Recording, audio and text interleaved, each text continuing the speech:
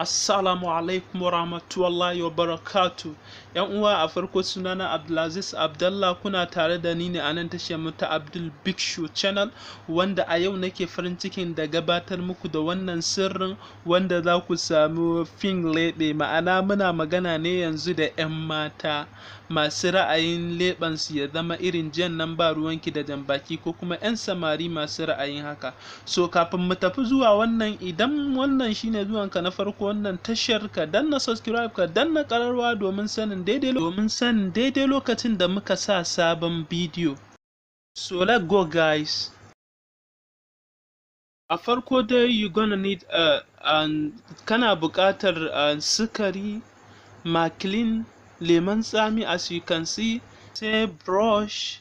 So na san za ku yi mamakin haka, to bari mu je sai in muku bayanin yadda za ku yi amfani da shi dalla-dalla ba wahala.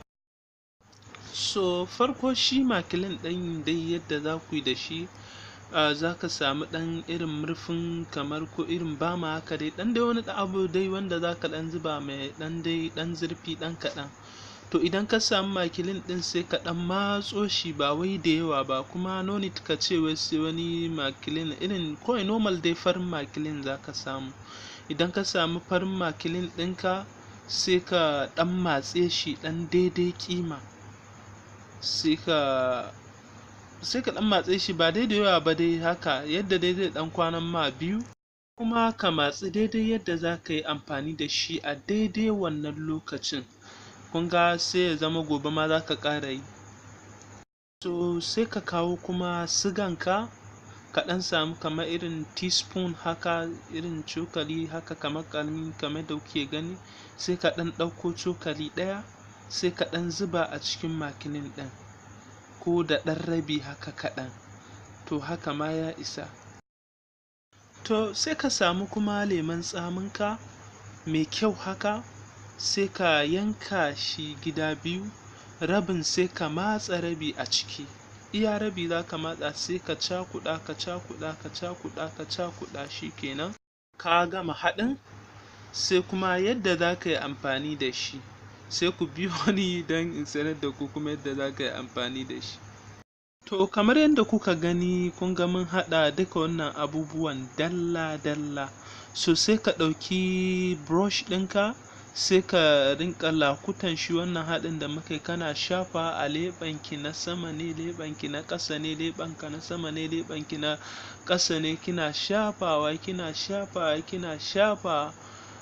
kullum ki rinka yin haka, kullum ka rinka yin haka har tsawon lokacin da ka ga leɓenka ya yi yadda kake so ka gan shi. So bayan wannan kuma sai ka rinka yin irin duk bayan sati ɗaya, idan ka yi maintaining ɗin shi wannan jan leɓen kai ya ƙara dusashewa ya koma baki.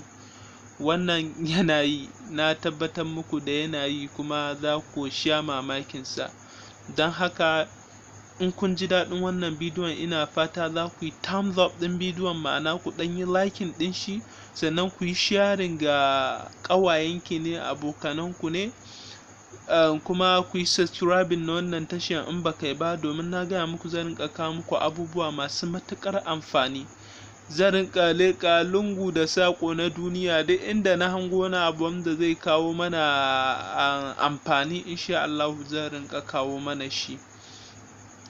Na gode, mu haɗa a bidiyo na gaba. Sannan kuma inda wani ƙarin tambaya ne, ku yi comment, ku tambayi abin da kuke da buƙata ku sani, so that sai muku explanation insha Allah.